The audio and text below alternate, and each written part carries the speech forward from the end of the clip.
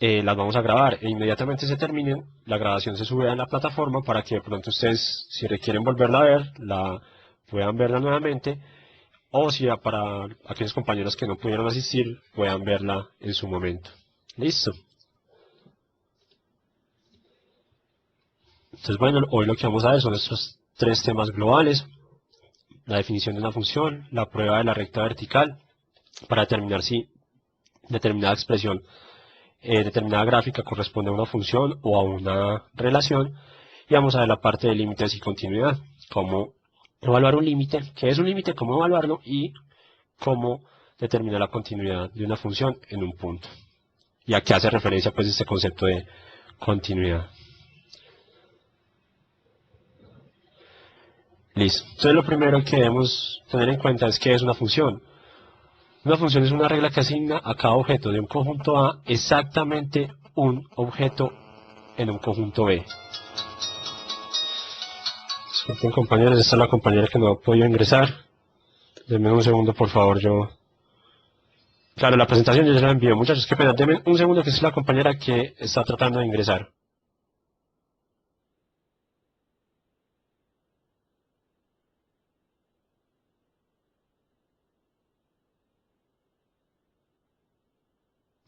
Bueno, no logré contestarles, esperemos y ver si vuelve a marcar la compañera. Listo. Entonces, continuamos muchachos, disculpen la interrupción, sino que la idea es que todos logren entrar, pero a veces el programa no nos ayuda mucho.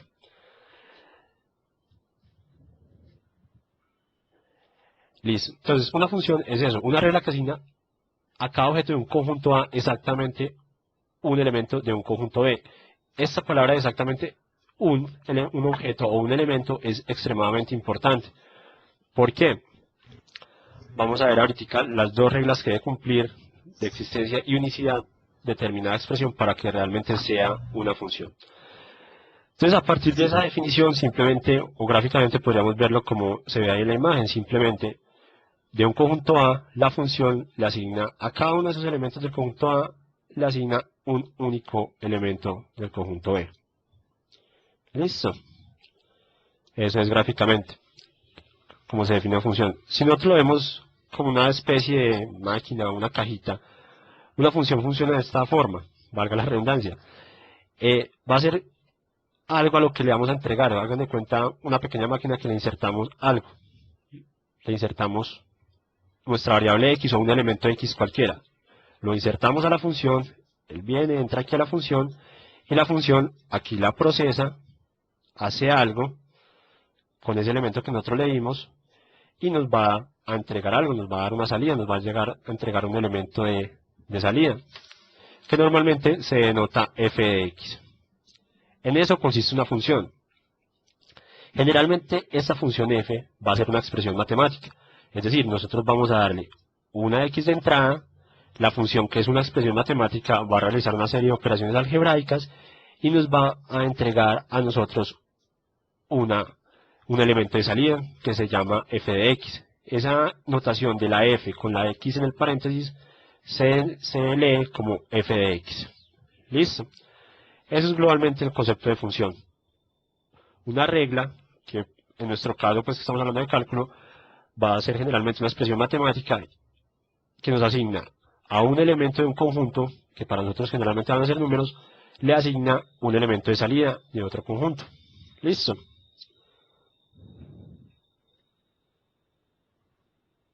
Vamos a ver entonces, para que una función sea función, debe cumplir estas dos reglas, lo que se llama existencia y unicidad. ¿Qué nos dice la parte de existencia? Dice que todo elemento del conjunto A está relacionado con un elemento del conjunto B. Es decir, nosotros vamos a coger cualquier elemento, un conjunto, los números. Entonces, para que una función sea realmente función, debe coger cada elemento de ese conjunto de números y asignarle un elemento, a un elemento del conjunto de salida, que pueden ser también otros números. Viviana, sí, yo estoy hablando. No sé si pues evidentemente no me escuchas. ¿Los demás me escuchan bien? Sí. Listo, sí parece que es problema de Diana.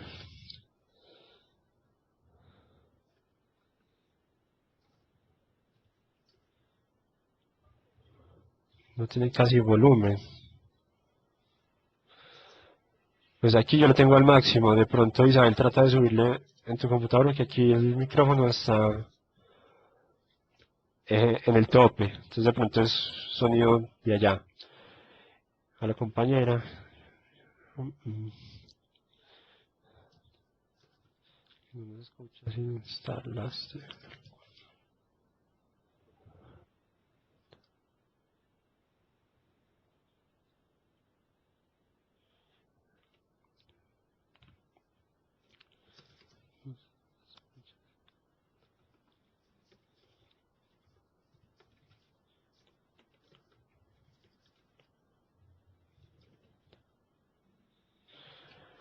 Listo, solo si la compañera puede lograr entrar y haya instalar el complemento para poder escucharnos bien. Entonces les decía, la parte de existencia hace referencia a eso, de que nuestra función para todos nuestros elementos del conjunto de entrada o el conjunto A, pues siguiendo la notación que está ahí, para cada uno de esos elementos él le asigne un elemento del conjunto de salida. No puede haber un elemento al cual no se lo asigne. Por lo tal, si esto pasa, pues no tendríamos una función. Y unicidad, lo que nos dice en la parte de unicidad es que a cada elemento del conjunto A está relacionado con un único elemento del conjunto B. Si nosotros devolvemos aquí a la grafiquita anterior, vemos que el conjunto A tenemos 4 elementos cualquiera, están señalados, mientras que en el conjunto B tenemos nada más 3 elementos. Si ustedes observan, de cada elemento del conjunto A sale hacia un elemento del conjunto B. Hay un elemento en particular que recibe 2 elementos del conjunto A. Este que yo acabé de encerrar en verde. Hay 2 elementos del conjunto A que llegan a ese elemento del conjunto B. Aunque pase eso, sigue siendo una función. ¿Por qué? Porque la parte de unicidad nos dice es que el conjunto de partida, o sea, el conjunto A, se tiene que llegar a uno solo del conjunto B. No importa que todos los del conjunto A lleguen al mismo del conjunto B. Lo que no puede pasar es que, por ejemplo, aquí este elemento del conjunto A saliera otra flechita y llegara por aquí a otro elemento del conjunto B. Si eso llega a pasar, que del conjunto de partida de un elemento se puede llegar a 2 elementos diferentes del conjunto B o el conjunto de llegada, si eso pasa, no tenemos una función. Eso que está ahí es una relación, pero no es una función. O sea, de cada elemento del conjunto de partida solo se puede llegar a un elemento del conjunto de llegada. No se pueden llegar a 2 elementos diferentes. ¿Listo? Entonces es muy importante cuando ustedes, digamos, gráficamente les pidan determinar si se tiene o no se tiene una función. Por aquí la compañera Maribel tampoco nos escucha.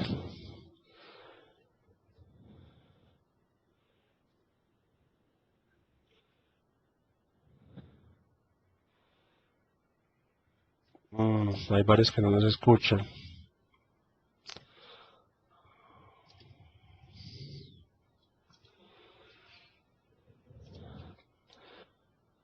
A ver.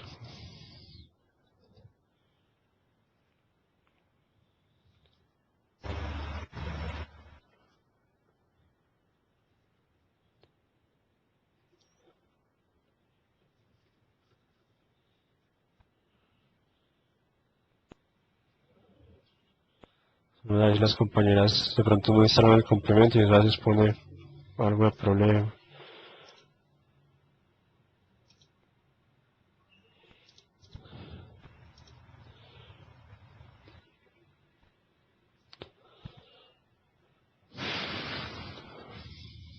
Sí, señor. Bueno.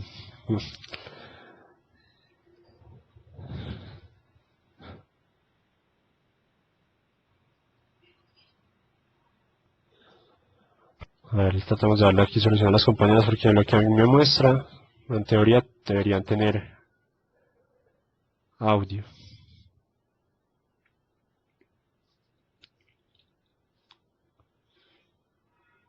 Jessica tampoco tiene audio. Mm.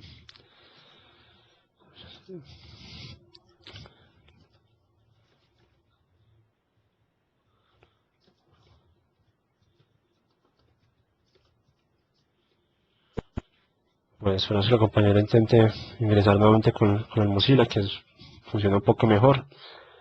De todas formas, pues lo estamos grabando y pues si no se puede ingresar, pues el sonido se arregla, que a veces es un poco problemático. Se puede escuchar la grabación, pero sí es bastante problema.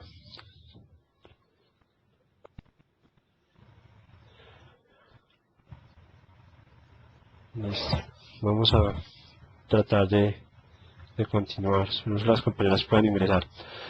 Entonces, esto es muy importante, muchachos. Si ustedes les dan una gráfica tipo como la que tenemos aquí, tipo esta pequeña grafiquita, donde muestran dos conjuntos, y les piden de que determinen si es una función o no, la forma sencilla o inmediata de ustedes determinar si es una función es mirar que el elemento de cada elemento del conjunto de partida no se llegue a dos elementos del conjunto de llegada. O sea, de cada elemento del conjunto A no pueden salir dos flechitas, solo debe salir una. No importa que todos los elementos del conjunto A lleguen al mismo a uno solo del conjunto B, no importa. Pero cada uno del A está llegando únicamente a uno del B. No importa que todos lleguen a lo mismo, ¿listo? A eso hace referencia por la parte de unicidad. Entonces, esas son las dos condiciones de existencia de unicidad que debe cumplir una función, o mejor, que debe cumplir una relación para hacer una función, ¿listo? Si no cumple cualquiera de las dos, entonces lo que tenemos es una relación y no una función. Ahora bien, otra forma común que nosotros vamos a poder encontrar es que nos entreguen las gráficas de una determinada relación y nos pidan determinar si es o no una función.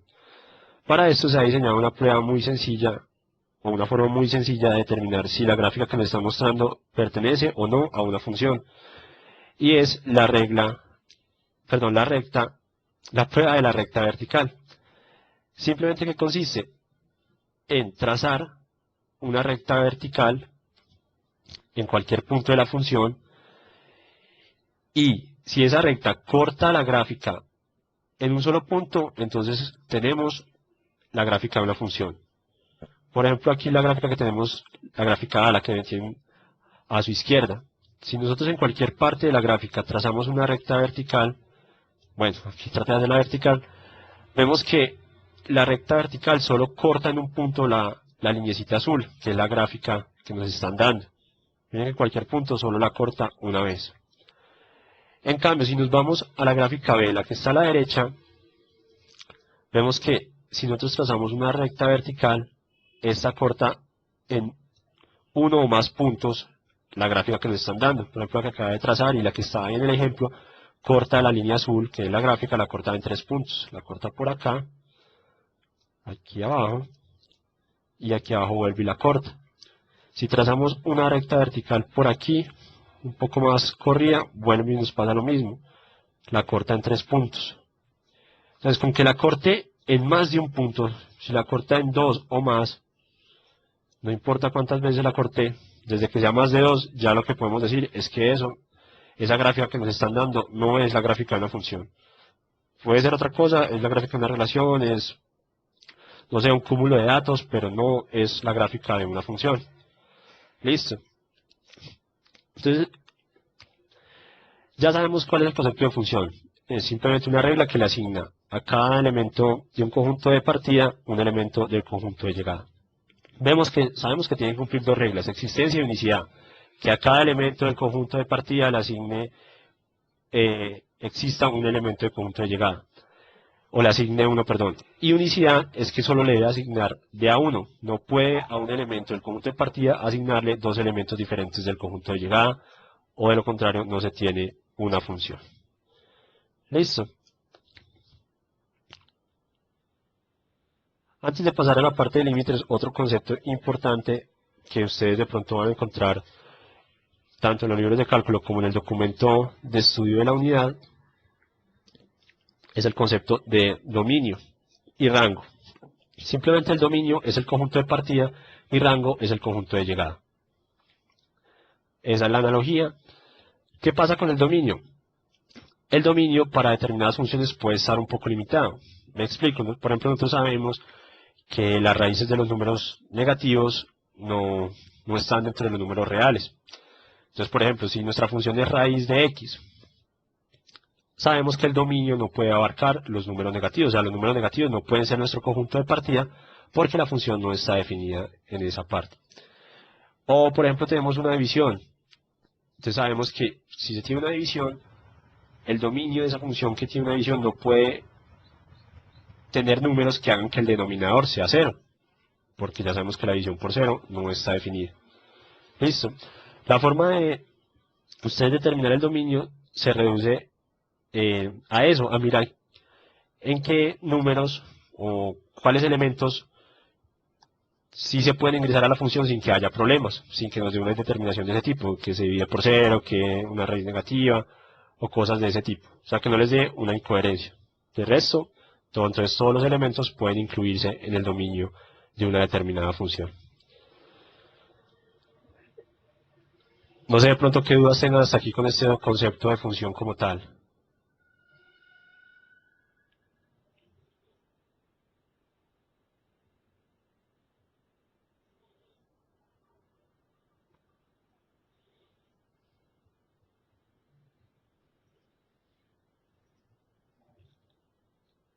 Listo, perfecto. De todos modos, muchachos, a medida que yo avance, si tienen alguna duda, pues me copian ahí mismo por el chat y la miramos. No tenemos que esperar hasta el final. Listo.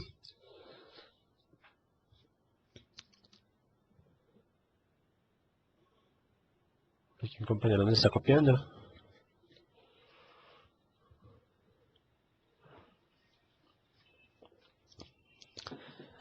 Dominio es el conjunto de los puntos de partida, o sea, de los elementos de partida, todo ese conjunto es el dominio de una función. ¿Listo, Sergio? Y el rango es el conjunto de llegada. Listo, perfecto.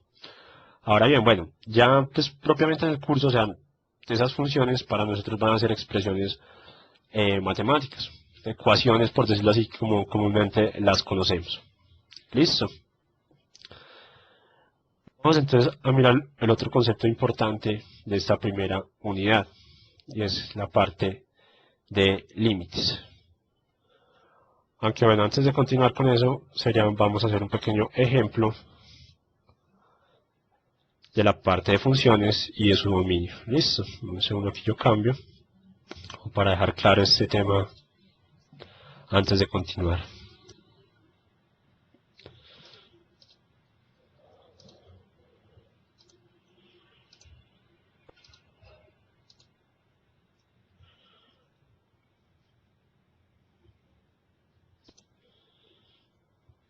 Que cargue. Listo. Me confirman porfa si ven ahí un archivo de Word. Pues está en blanco, pero es un archivo de Word.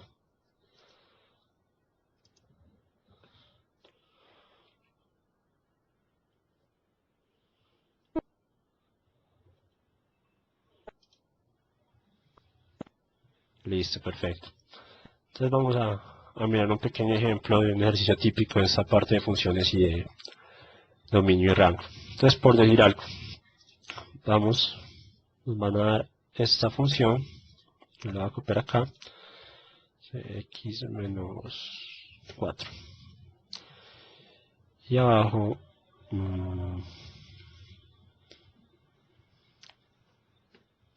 8 menos x.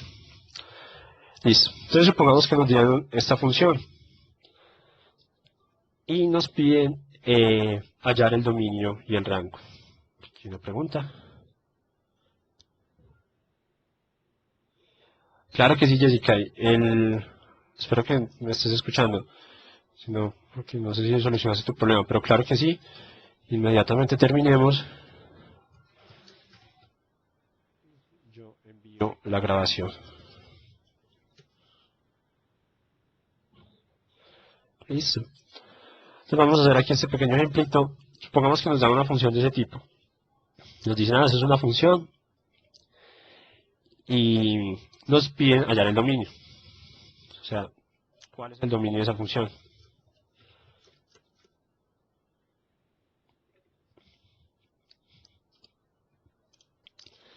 Entonces, listo. Nosotros vamos a tratar de determinar cuál es el dominio de esa función.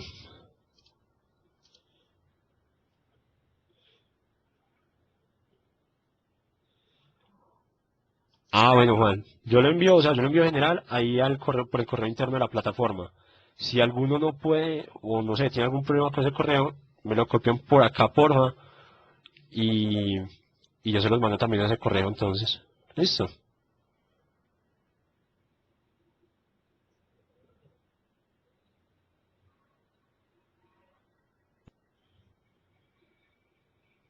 Listo, vos.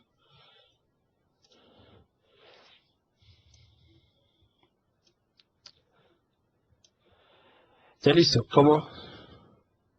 Claro que sí, mi Alba, yo a todos, o sea, a todos se los voy a enviar por correo interno. Si alguno tiene o algún problema con el correo interno, cópienme ahí el correo al que les sirve o me mandan un correo diciéndome, profe, aquí ese es el correo que sí me llega, entonces, y se los mando ahí, listo.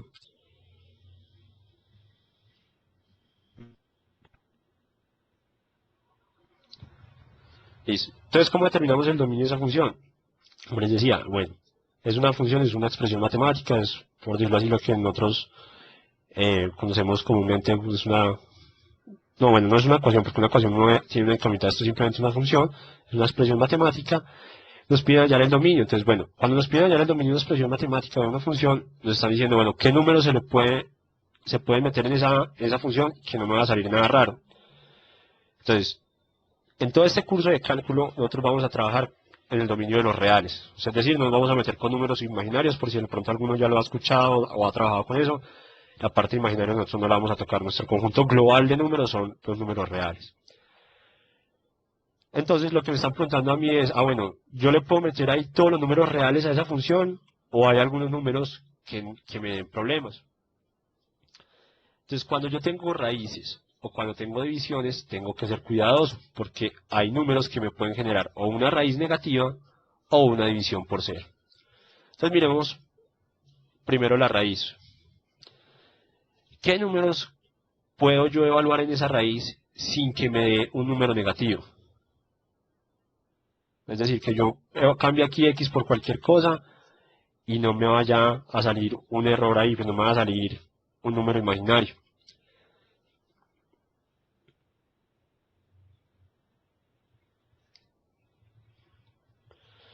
El 8, por ejemplo, es un número que se puede evaluar ahí, que nos daría 8 menos 4, bueno, y ya haciendo aquí la operación, eso nos daría em, raíz de 4 a 2, entonces no hay problema.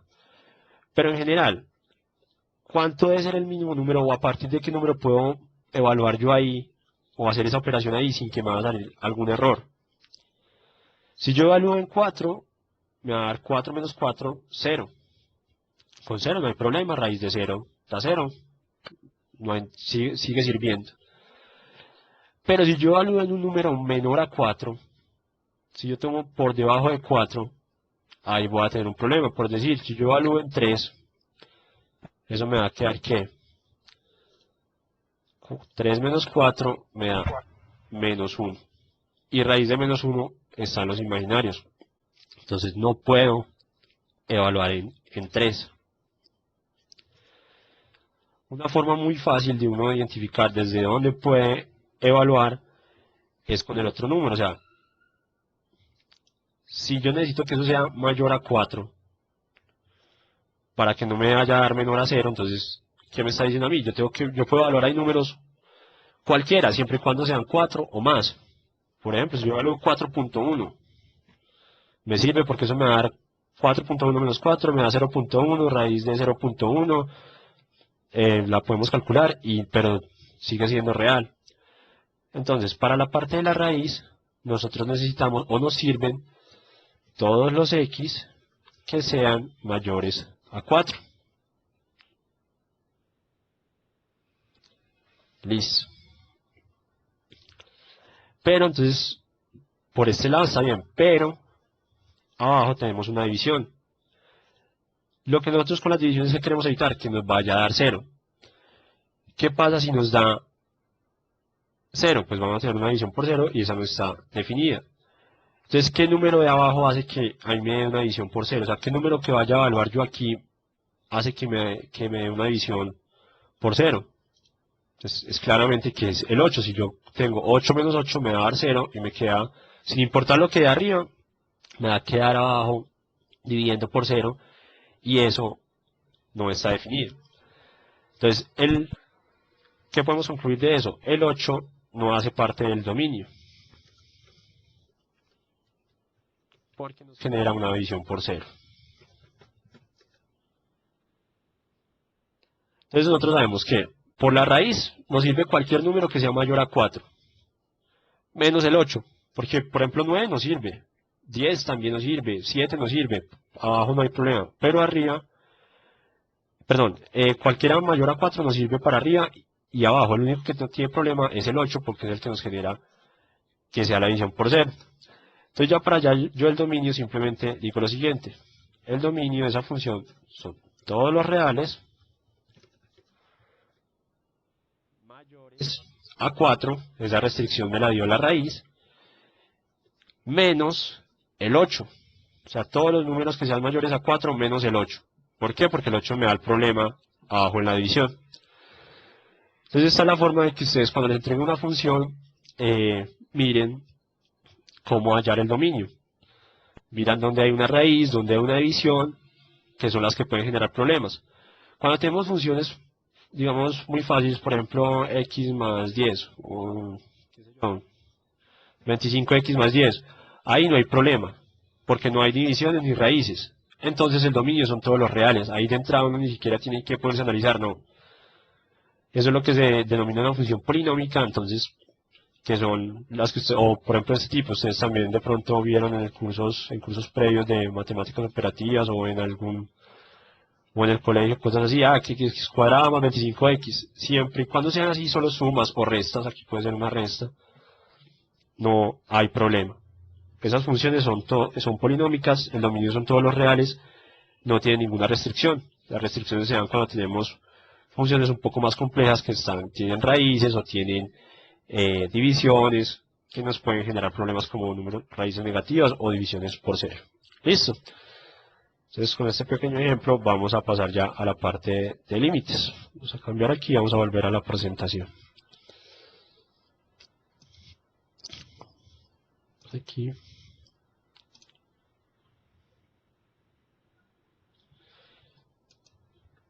Listo. ¿Visualizan ahí la presentación, muchachos?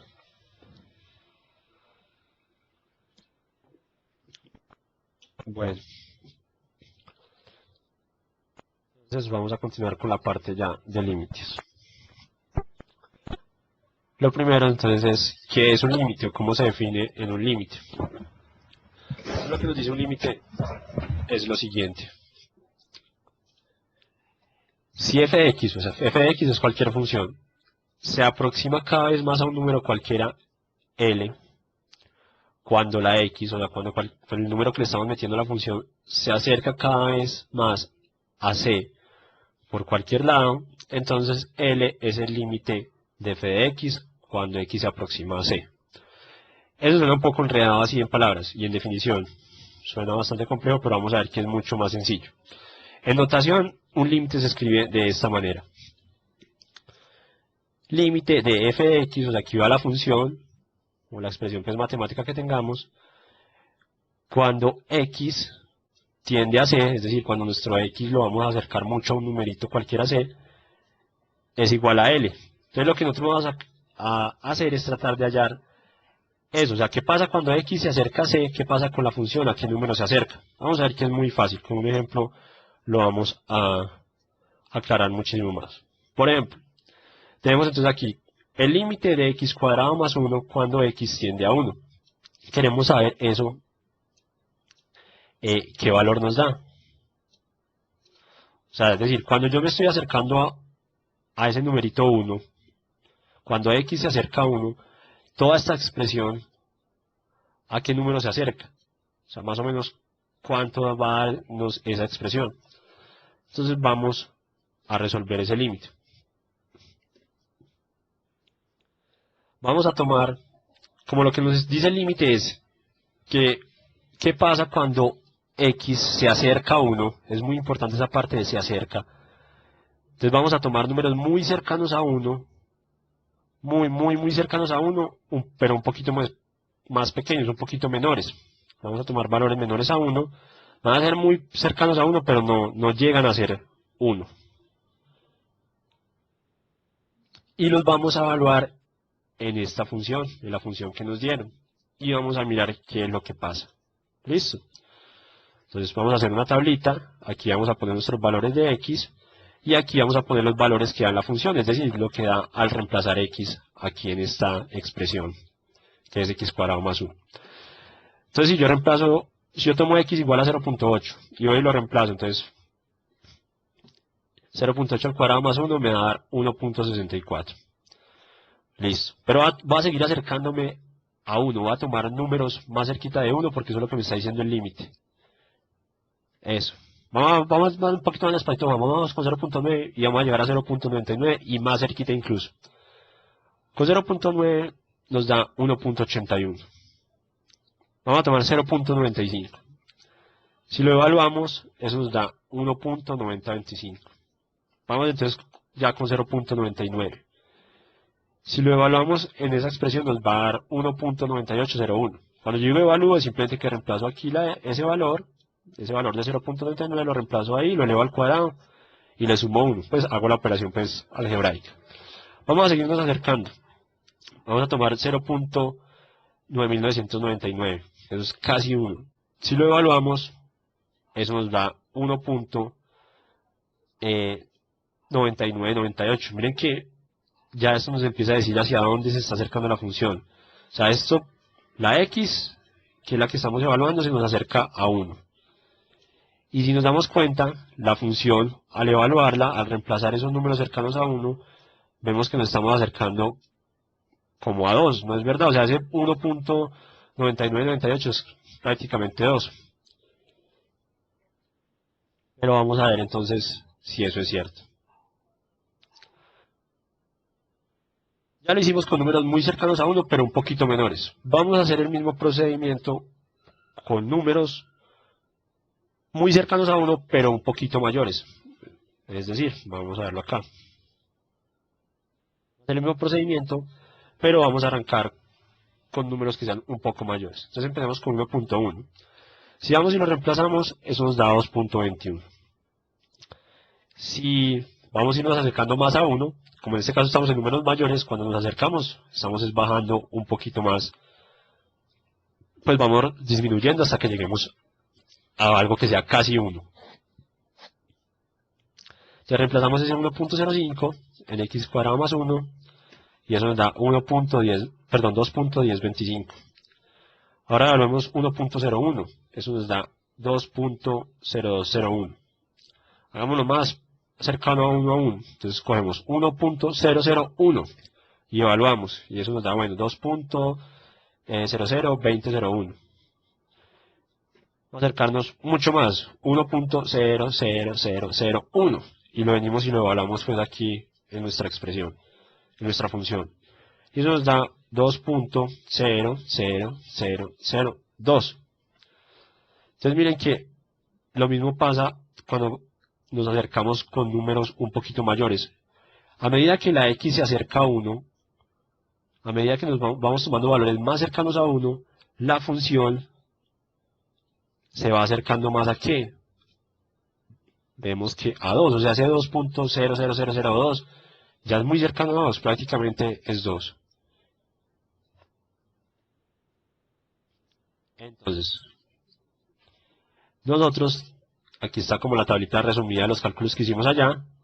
Aquí están los datos cuando tomamos números un poquito menores, es decir, esto es para x menores a 1. Aquí están los datos cuando, pues los valores que nos dieron cuando tomamos números muy cercanos a 1, pero un poquito mayores. Cuando tomamos x mayores a 1. Si nos damos cuenta, la función, o sea, a medida que nosotros nos acercamos a 1, sea por números menores o sea por números mayores, vemos que la función se va acercando a 2. Miren que 1.9998, eso es casi 2, lo mismo que 2.000002.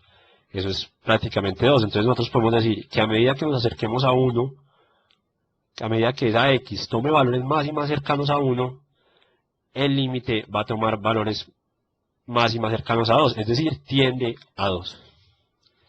Entonces lo que nosotros podemos decir es eso. Cuando x se acerca a 1, entonces la función, que en este caso es x cuadrado más 1, se acerca a un valor de 2.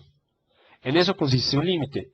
En cuando nuestra variable x o nuestra letra x, pues que es la que estamos evaluando la función, se acerca a un determinado número, nosotros queremos saber qué pasa o a qué valor se acerca nuestra función. Si el x se acerca a 1, entonces toda la función, en este caso, se acerca a 2. ¿Listo? Entonces podemos decir entonces nosotros que el límite de x cuadrado más 1, cuando x tiende a 1, es igual a 2. ¿Por qué es igual a 2? Porque nos dimos cuenta, miren que evaluamos, cada vez que nos acercábamos al 1, la función se acercaba más a 2. Entonces, por tanto, el límite es igual a 2. Hay dudas ahí con ese procedimiento de cómo opera un límite o de qué es un límite.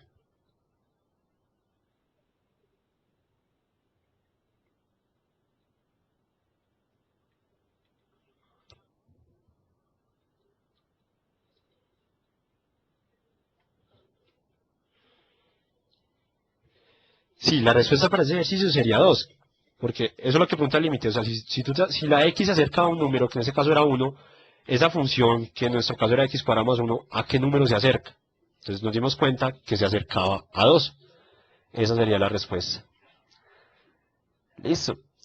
Vamos a ver entonces aquí otro ejercicio. Tenemos el límite de una función que ya es un poco más compleja, es un poco más grande, y también vamos a ver qué pasa cuando x se acerca a 1. ¿Listo? Entonces vamos a hacer el mismo procedimiento, pero aquí vamos a hacer de pronto un poquito más rápido, de forma simultánea, con valores que sean un poco menores y con valores que sean un poco mayores a 1. ¿Listo? Entonces arranquemos con los menores. Vamos a evaluar, igual que en el otro, en punto .8, punto .9, punto .95, punto .99 y punto .9999. Si nosotros evaluamos esos valores en nuestra función, si evaluamos punto .8, la función nos da 2,8. Si evaluamos punto .9, la función nos da 2,9. Si evaluamos 2.95, la función nos da 2.95. Si evaluamos en 0.99, la función nos da 2.99. Si evaluamos en 0.9999, la función nos va a dar 2.999. Ya ahí podemos ver que la función se está acercando a un número. Pero vamos a ver qué pasa con los x que sean mayores a 1. Vamos a evaluar los mismos números que utilizamos ahorita. Y comencemos entonces con 1 con 1. Si lo evaluamos, la función nos da 3.1 o 3.10. Si evaluamos 1.05, nos da 3.05. Si evaluamos 1.01, nos da 3.01. Si evaluamos 1.001, la función nos da un valor de 3.001. Cuando evaluamos en 1.00001, la función toma un valor de 3.00001. Entonces ya nos vamos dando cuenta esto para dónde va. O sea, la función como a dónde se está acercando. A medida que uno se acerca a 1, la función hacia qué valor se está acercando. Nosotros vemos que se está acercando a 3, pues 2.999 y 3.00001, eso es casi 3. Listo. Entonces miren que es muy similar a lo que hicimos en el ejercicio anterior. Solo que en este caso, pues, la función es un poquito más compleja, y en este caso la función tiende al número 3. Entonces la respuesta en este caso sería el límite de toda esta función, es todo esto que está aquí, toda esta expresión, cuando x se acerca a 1 o cuando x tiende a 1, la función tiende a 3 o el límite es igual a 3. ¿Listo? Pero vamos a ver lo siguiente. Entonces la pregunta de pronto es, bueno, entonces los límites se resuelven así. Siempre cojo y me fijo, a dónde me estoy acercando. Y voy y hago entonces la tablita y tomo números cerquita a ese. Pues hago la tabla y me fijo a ver hacia dónde se está acercando la función. Puede hacerse. pero es un procedimiento, digamos, largo y dispendioso, y entre más compleja esta función, más difícil va a ser evaluar muchos números. Entonces vamos a ver una forma de resolver esos límites sin necesidad de hacer la tablita, simplemente evaluándolos. Vamos a ver qué es eso, en qué consiste eso. ¿Listo?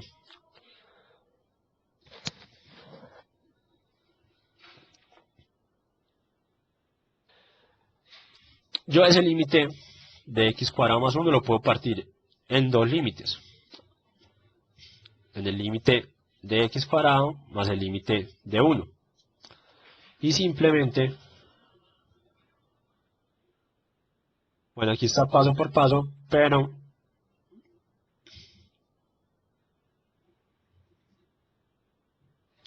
vamos a verlo así que se complete. Si ustedes van a cualquier libro de cálculo, en cualquier libro de cálculo pueden encontrar lo siguiente, de que ustedes los límites lo pueden partir, por ejemplo, si tienen una suma, entonces lo pueden partir en dos límites sumando. Como este está x al cuadrado, entonces lo pueden partir en el límite elevado al cuadrado, más el límite de 1. Y eso, ya si lo pueden evaluar, ¿qué es evaluar? Simplemente reemplazar este 1 aquí en la x, lo mismo acá, aquí como no hay x, entonces no hay donde reemplazar, sino simplemente queda el 1, y ya les quedaría entonces 1 al cuadrado más 1 igual a 2, que fue lo que nos dio a nosotros haciendo la tablita. Pero observen que uno puede evaluar directamente.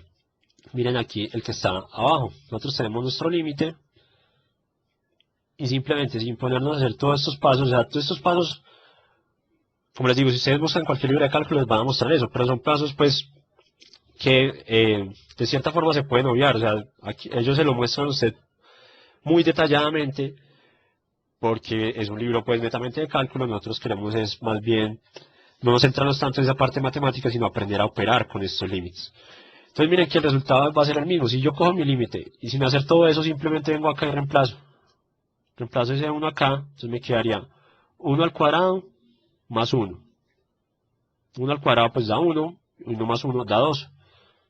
Entonces miren que me da lo mismo haciendo todos esos pasos o evaluando directamente. Son iguales. Y miren que nos dio lo mismo que nos dio en la tablita. Entonces no hay necesidad siempre de hacer esa tabla, simplemente podemos evaluar y el número que nos dé es el valor del límite. Listo. Estos son iguales, entonces no hay problema, simplemente podemos evaluar directamente. Pero no todo es tan, digamos, tan bonito. Hay problemas donde pasa lo siguiente. Vamos entonces, este fue el segundo límite que resolvimos. Ya no vamos a hacer la tabla, sino vamos a tratar de evaluar directamente este 1, pues irlo a reemplazar aquí en las x y evaluar a ver qué número nos da y poder entonces hallar el valor del límite sin necesidad de hacer todos esos cálculos de la tabla. ¿Listo? Entonces vamos a evaluarlo. Arriba nos quedaría 1 al cuadrado más 1 menos 2 y abajo nos queda 1 menos 1. Aquí ya se visualiza un pequeño problema. Si nosotros resolvemos la operación matemática, arriba nos queda 1 al cuadrado da 1, más este otro 1 que está aquí sumando, y le restamos 2, eso nos quedaría 1 más 1, 2, menos 2, nos da arriba entonces 0. Y abajo pues 1 menos 1, 0. Entonces cuando nosotros evaluemos y nos dé 0 sobre 0, esto es lo que se conoce como una indeterminación. Ya sabemos que la división por 0 no está definida. Y 0 sobre 0 es una división por 0, eso no está definido y no se pueden cancelar en ningún momento, es una indeterminación matemática. Entonces, ¿qué hacemos nosotros cuando, bueno, nos dieron un límite? Listo. Supongo que usted no tiene calculadora, como para hacer la tablita que hicimos para resolverlo ahorita. Entonces, usted no tiene calculadora y intentó evaluar. Hiciste la evaluación, pero te dio una indeterminación. Entonces, ¿cuál es el límite? ¿O cómo hallar ese límite? Entonces vamos a ver que cuando uno obtiene este tipo de indeterminaciones, cuando uno le da una indeterminación, debe tratar de eliminarla. ¿Qué es eso de eliminarla? Vamos a ver. Tenemos nuestro límite. Antes de evaluar, vamos a factorizar esta expresión que tenemos aquí arriba.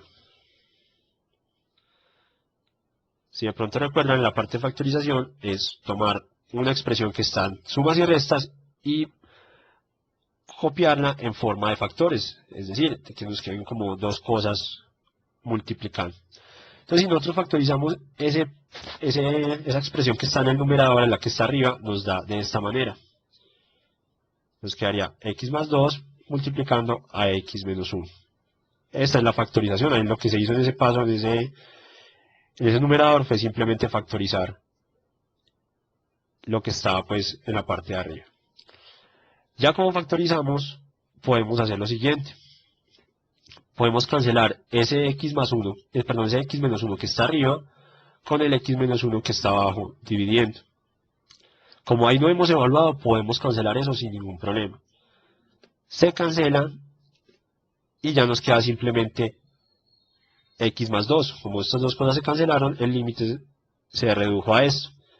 Y aquí yo puedo intentar evaluar nuevamente, a ver qué me da. Si yo evalúo ahí, me quedaría 1 más 2 y el límite da 3. Si recuerdan la tablita como lo hicimos ahorita, efectivamente el límite nos da 3. Entonces miren que la tabla es muy útil, sí, es digamos más didáctico, usted simplemente va reemplazando, acercándose a su número y mirar qué pasa. Pero no siempre funciona, no siempre tenemos una calculadora y cuando entre más compleja sea esta función que estemos evaluando, más complicado va a ser realizar una tabla de ese tipo. De ahí que debemos aplicar la evaluación del límite, como lo hicimos aquí arriba y como lo hicimos en el ejercicio anterior. Si nosotros evaluamos y nos da un número, perfecto, ese es el valor del límite. Por ejemplo, en el anterior ejercicio, vamos a volvernos un poquito y lo volvemos a mirar así rápidamente. Aquí en este x cuadrado más 1 simplemente reemplazamos y de inmediato nos dio 2 y listo. 2 es la respuesta a ese límite. Lo que nos está diciendo eso es que cuando x se acerca a 1, toda esta expresión x cuadrado más 1 se acerca a 2. Entonces cuando nos da ahí un número, perfecto, muy bien, no hay ningún problema. Pero como vimos, no todo es tan sencillo y hay ejercicios donde si evaluamos nos da indeterminaciones, como en este que estamos viendo acá. Entonces cuando nos da una indeterminación, nosotros debemos buscar eliminarla de esta forma, tratando de factorizar o factorizando el numerador o factorizando, perdón, el denominador para tratar de cancelar algo, para tratar de cancelar algunos factores que nos estén generando esa indeterminación. Una vez logremos cancelar, podemos volver a evaluar, como hicimos aquí al final, para ver cuál es el valor del límite. Y si ya en este caso, como nos pasa acá, no nos da una indeterminación, sino ya nos da un número en concreto, este es el valor del límite. Y miren que da lo mismo que nos dio ahorita en la tablita, nos da 3. Listo. Aquí traigo pues como la tablita resumida que habíamos hecho. Y miren que efectivamente pues se acerca a 3, tal cual como nos dio a nosotros aquí, resolviéndolo analíticamente. Listo. Entonces cuando ustedes les den una indeterminación, deben tratar de eliminar esa indeterminación. ¿Cómo se trata de eliminar? Traten de factorizar para cancelar algo. Una vez cancelan algún factor, vuelven y tratan de evaluar a ver si ya se eliminó la indeterminación. Si ustedes evalúan y vuelven y les da indeterminado, deben haber algún otro factor por ahí que les está dañando eso. Deben tratar nuevamente de mirar qué pueden cancelar.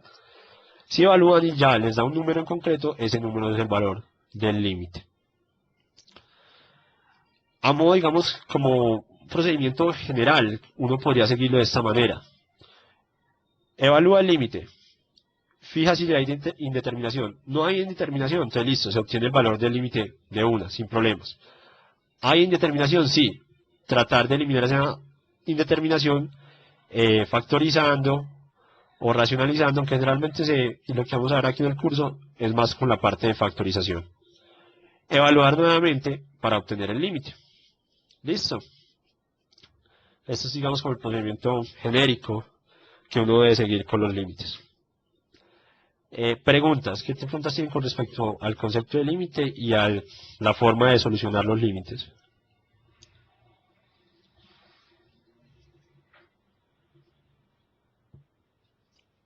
Muchachos, ¿alguna pregunta o es todo claro? Pues más o menos claro o hay cosas que no se entienden. No sé, díganme.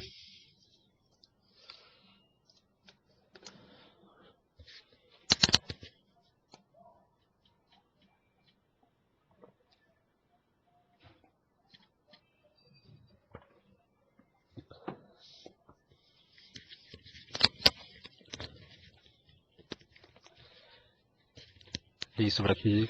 Bueno, perfecto, muchachos. Entonces, aquí más compañeros están copiando. Está en la práctica, es verdad, hay que practicarlo. Es muy cierto lo que dice la compañera Viviana. O sea, por ejemplo, saber, eso, cómo factorizar, eso uno lo va tomando esa medida que va haciendo ejercicios. Entonces, a mover resumen, listo. El límite, lo que consiste es en eso. Bueno, si usted, cuando la X se está acercando a algo, usted quiere hallar a qué número se está acercando toda su función. Ese es el concepto de límite y es importante tenerlo en mente. ¿Qué es eso el concepto de límite? ¿Qué pasa con la función cuando la X se acerca a un determinado número? Entonces, ¿qué pasa en la función? ¿A qué número se acerca? Ese es el concepto. Y a la parte operativa, pues vimos, se puede, digamos, seguir ese cuadrito en cierta forma. Obviamente esto no es un procedimiento, pues, no es una ley universal, simplemente es como un procedimiento general que uno puede seguir para hallar la solución. Evaluar, si no encuentra indeterminación, perfecto, ya obtiene su valor de límite. Si encuentra la indeterminación, mirar cómo logra eliminarla y evalúe nuevamente para obtener el valor del límite. Listo. Entonces vamos a continuar con el último tema que hace, digamos, parte de esta unidad 1, que es la parte de continuidad. La parte de continuidad, vamos a ver qué es continuidad o a qué hace referencia cuando nosotros decimos que una función es continua o no lo es, y vamos a ver cómo determinar si efectivamente es continua o no en determinado punto. ¿Listo? Entonces la continuidad de una función implica que es una sucesión o una secuencia ininterrumpida. Vemos aquí dos gráficas. La gráfica de la izquierda, la gráfica A, que dice es una gráfica continua. Vemos que es continua porque no tiene ningún salto, no tiene ningún hueco, no tiene ninguna separación. Simplemente si nosotros vamos por toda la lineecita azul, podemos seguir avanzando y no hay ningún salto, no hay ninguna brecha. Simplemente podemos seguir avanzando y no hay ningún problema. Es decir, la gráfica de esa función es continua. Listo. Sin embargo, entonces vamos a ver cómo es cuando no es continuo o cuando es discontinuo. La gráfica que tenemos en el lado derecho, en la parte B, si yo empiezo a moverme por la lineecita azul, por la línea de esa función, perdón, por la gráfica de esa función, voy andando, y aquí en ese número A, pues un número A cualquiera, hay un hueco. O sea, cuando ustedes encuentren una función, la gráfica de una función, y haya una bolita así vacía, o sea, tiene una bolita y no está, digamos, no está rellenada, eso significa que en ese número la función no está definida. Entonces, hay ahí, como dice ahí, hay un hueco. Entonces ahí hay un salto. Si yo quisiera continuar, no puedo porque hay un hueco. Como hay ese hueco, como se interrumpe la gráfica de la función, como la función sufre una interrupción, esa función es discontinua en ese punto en particular A. ¿Listo? Otro tipo de discontinuidad que uno se puede encontrar es si nosotros siguiéramos aquí ya después de ese A, ahí vamos normal, vamos continua, y hay aquí una separación. O sea, miren que después del huequito la gráfica no continúa, sino aquí hay un bajón y la gráfica continúa de aquí para abajo. Cuando ustedes encuentren un puntico así como este que está aquí, que va a encerrar en verde, que es el puntico, pero miren que ese sí está, por decirlo así burdamente, que está coloreado, sí está rellenado. Eso significa que ahí hay una discontinuidad, pero ese punto sí pertenece a la función. Pero bueno, lo importante aquí es, o sea, la discontinuidad hace referencia a eso, a cuando hay saltos, hay huecos, hay separaciones, cuando hay alguna brecha que no nos permite, valga la redundancia, continuar o avanzar de forma continua en la función. Listo, eso es un concepto un poco intuitivo. Cuando es continuo es que no hay ningún bache, no hay ninguna interrupción, y es discontinuo cuando tenemos huecos o separaciones que interrumpen nuestra función. Eso cuando tenemos las gráficas, pero entonces cuando no tenemos las gráficas, ¿cómo hacemos? Cuando nos den la expresión así, nos den la expresión matemática, digan, vea, esta es su función, es raíz de x más 4, dígame si es continua en 8. Pues no tenemos la gráfica, entonces, y para podernos a graficar, a mirar si es continua por ahí, bueno, si fuera solo una raíz, uno podría decir, ah, no, pues si da un número negativo, listo, ahí es discontinuo porque los números negativos, las raíces de negativos son imaginarios. Pero cuando tenemos funciones más complejas, no es tan fácil ponerse a evaluar y saber si es continua o discontinua, o cuando tenemos lo que se llaman funciones por tramos. Aunque en particular, pues para el curso, no nos vamos a entrar mucho en esa parte de funciones por tramos. Pero igual, vamos a mirar cómo es el procedimiento para determinar si una función es continua o no en un determinado punto.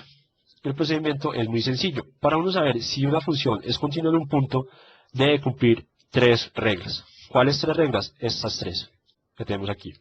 Primero, que la función fs esté definida, es decir, vamos a evaluar en el punto C, y que yo pueda tomar ese valor de C, siendo C pues cualquier número, lo puedo evaluar en mi función, y esta efectivamente me dé un número, que no me vaya a dar una raíz o una división por cero.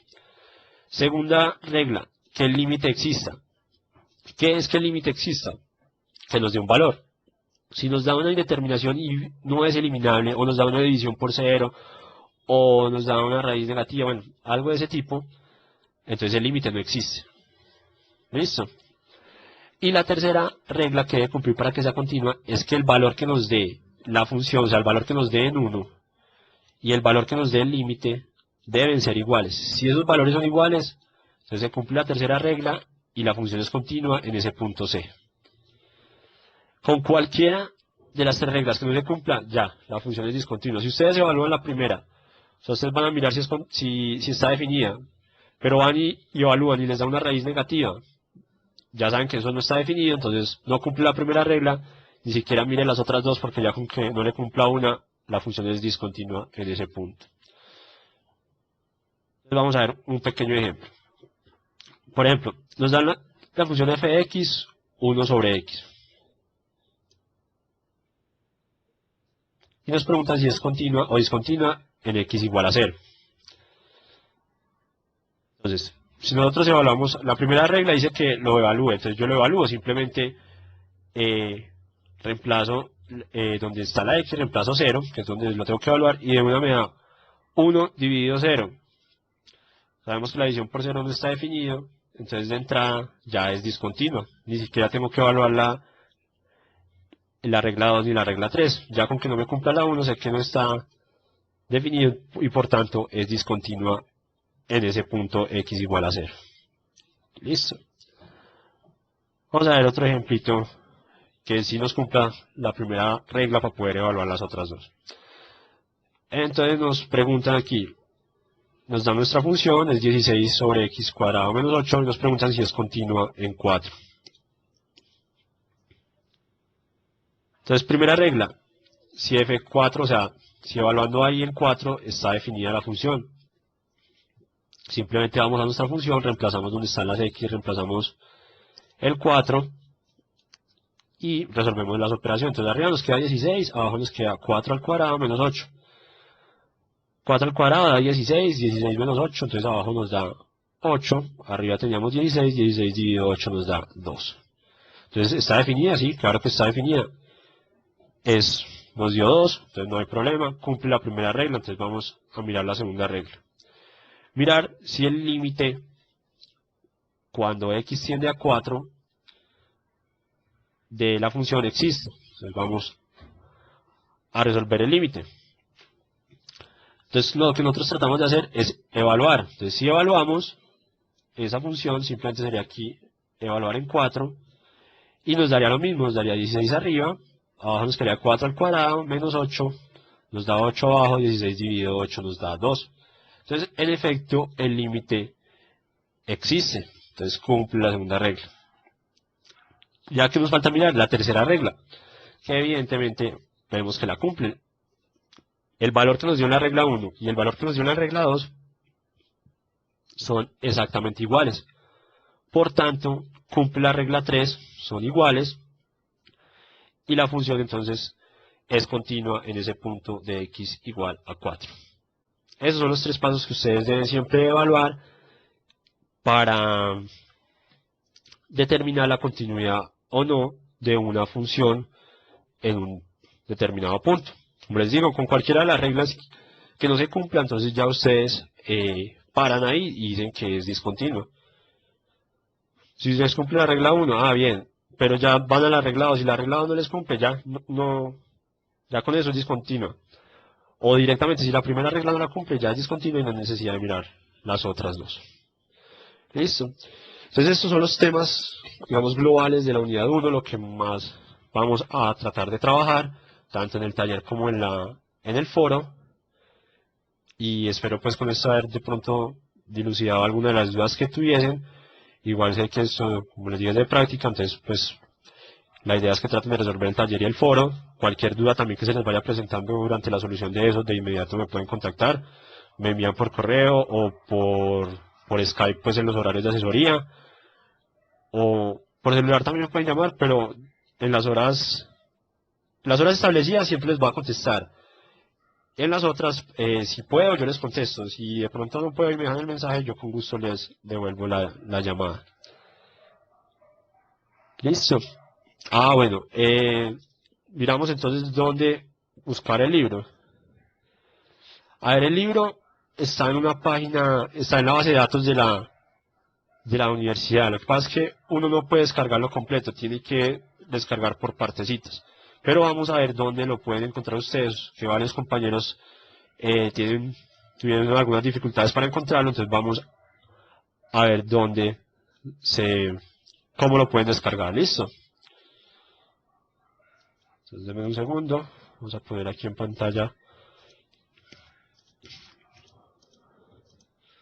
cómo encontrar el libro. ¿Listo? De a 40 hojas máximo se puede ir descargando. ¿Listo? Pero vamos a ver dónde lo pueden encontrar ustedes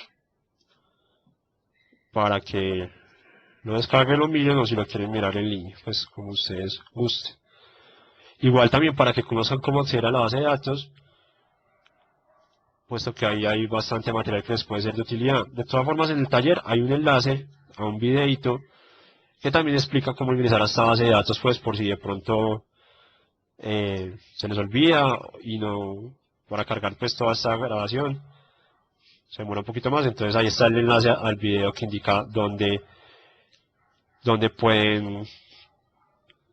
cómo pueden ingresar a esta base de datos. Entonces listo, cuando ustedes ingresan a la plataforma de Blackboard les debe mostrar un entorno similar a este, más o menos es el mismo. A mí me lo muestra pues por ser docente un poco diferente, pero es el parecido.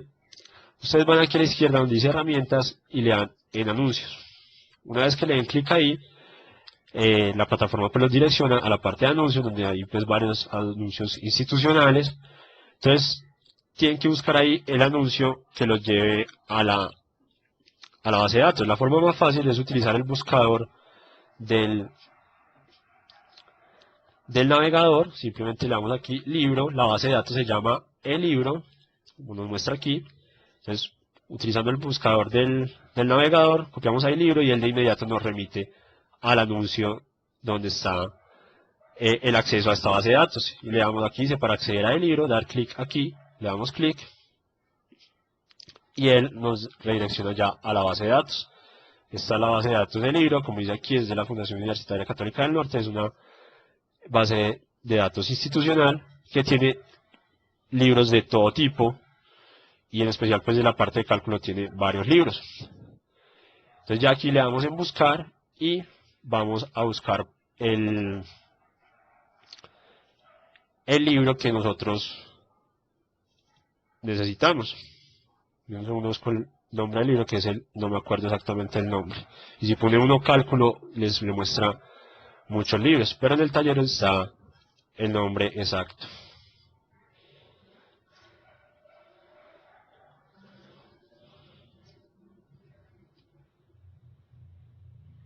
Bueno, ustedes en el taller no tienen que hacerle ahí, es en el foro entonces.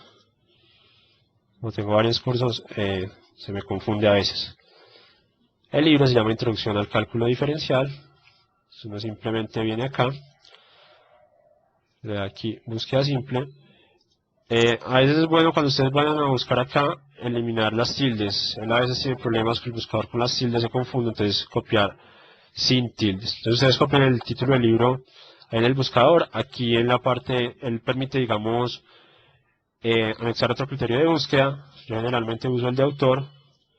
Y en autor copio el primer autor que aparece ahí en el documento del foro. En este caso sería García. Y ya le vamos a buscar.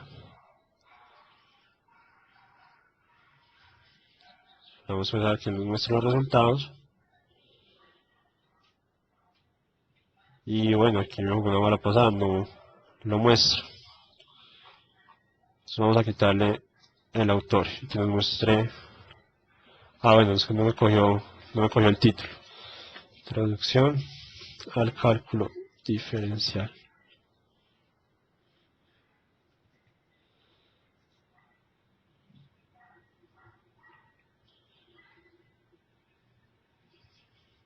Listo, así es que no me ha cogido el título del libro, pero miren que con el título del libro es este primero que aparece, este amarillito.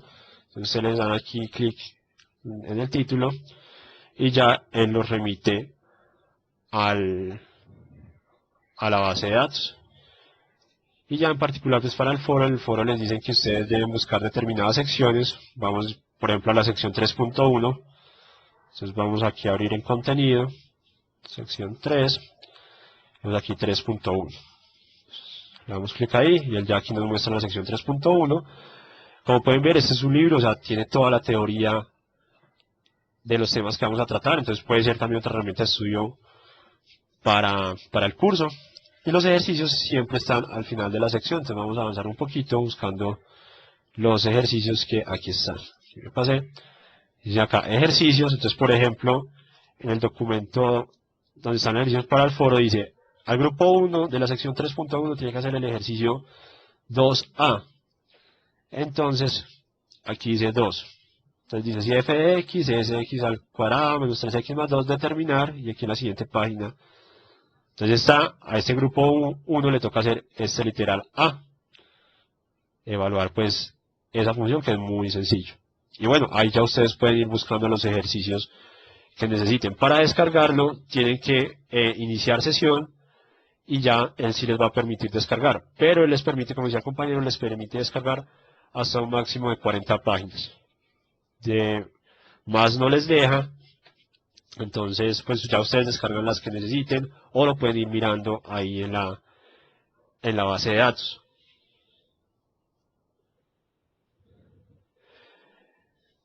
Los grupos es muy sencillo, o sea, ya varios de ustedes,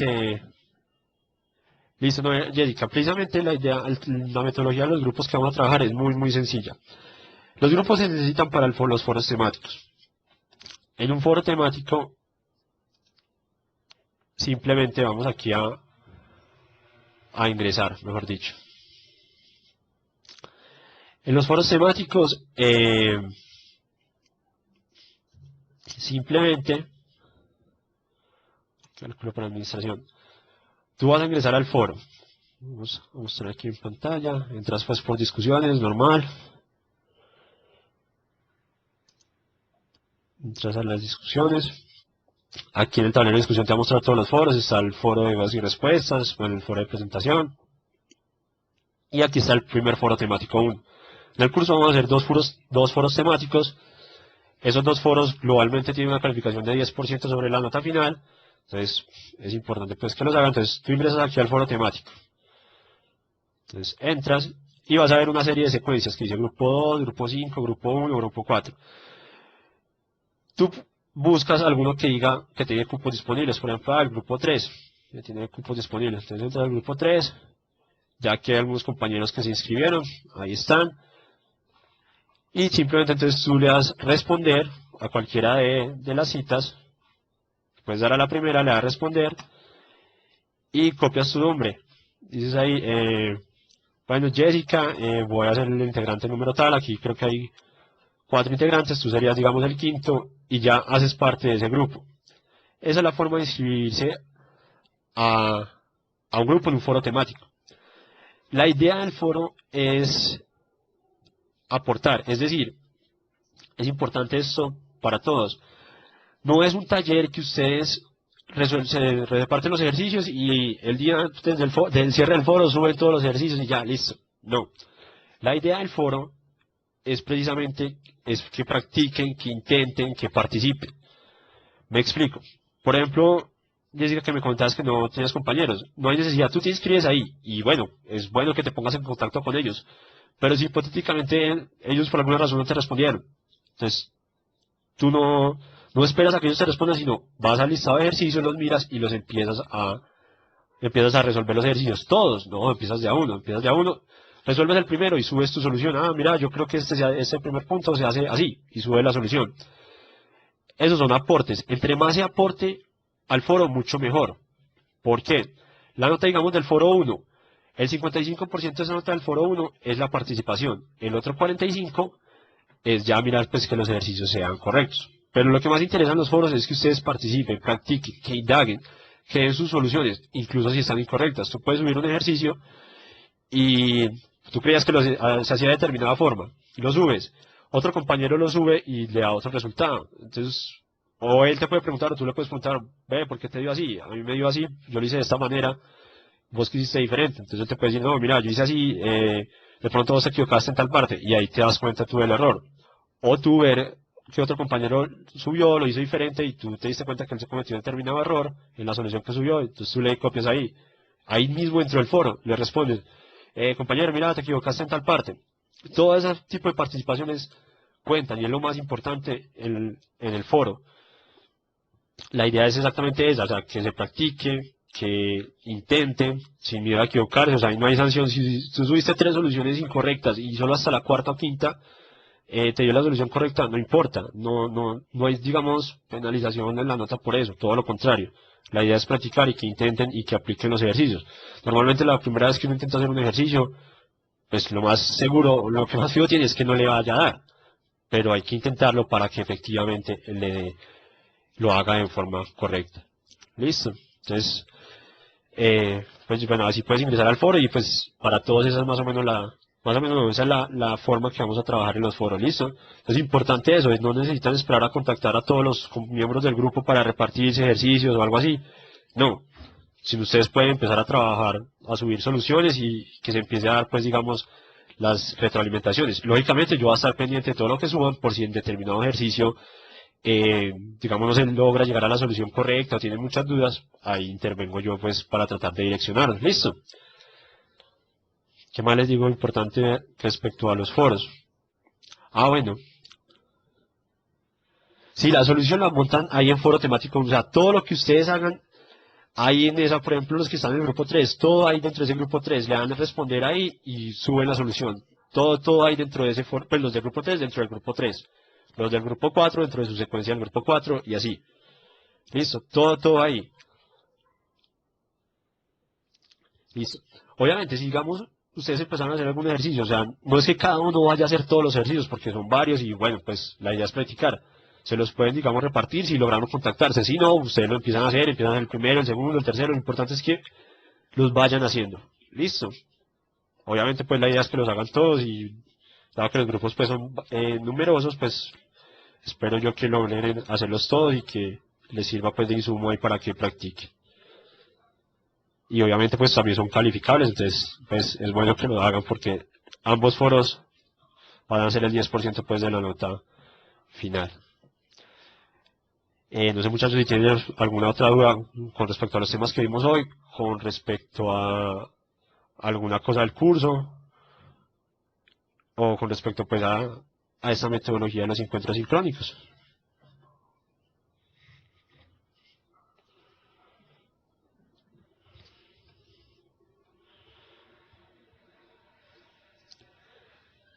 Listo, Juan, claro, entonces te lo mando por ese y hay otra compañera que se me lo copió aquí arribita. A ustedes les mando la grabación por esos correos. Listo. Ahorita la grabación se demora un poquito en crearse realmente, pero terminamos aquí, se crea la grabación y yo la subo a la plataforma y les mando un correo con la grabación y con la presentación que usamos. Listo. Listo, no, con gusto muchachos. Entonces, ya saben, cualquier cosa, de todas formas, por mínima que crean ustedes que es la duda, me contactan, me escriben, que esa es la idea. Listo, no, serio, con todo gusto. Y cualquier otra cosa que ustedes, uno resolviendo, le salen más dudas. Entonces, a medida que empiezan a resolver cualquier duda que tengan, me escriben O lo que les digo, en los horarios de asesoría por Skype, por ejemplo, mañana también estoy de 7 a 10, mañana yo no tengo encuentro de ninguna otra materia, entonces yo estoy de 7 a 10 ahí en Skype para que miremos cualquier duda que tenga. Listo, no, con gusto, Liliana. Me parece excelente que les guste y de todas formas cualquier cosa me están contando, muchachos.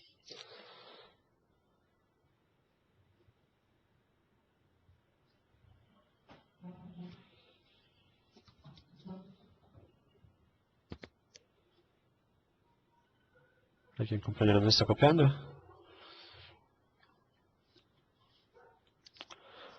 Bueno, no, muchachos, entonces es todo por hoy. Que estén muy bien, que tengan una muy buena noche y estamos pues entonces en contacto.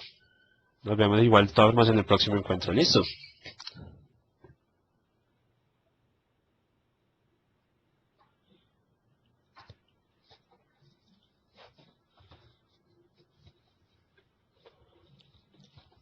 Listo, buenas noches para ti también, Jessica. Que estén muy bien, muchachos.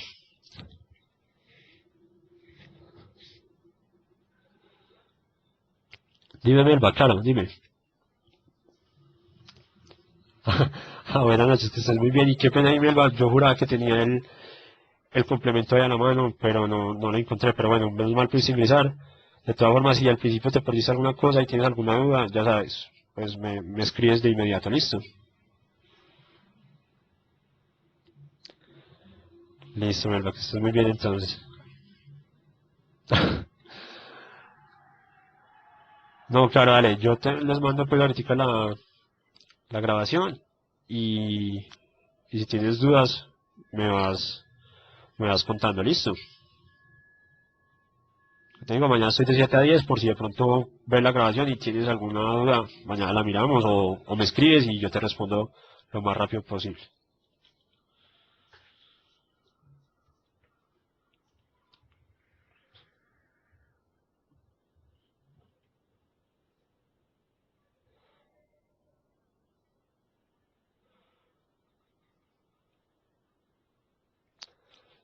Gracias, mi hermano, lo mismo para vos que descanses. Estés muy bien.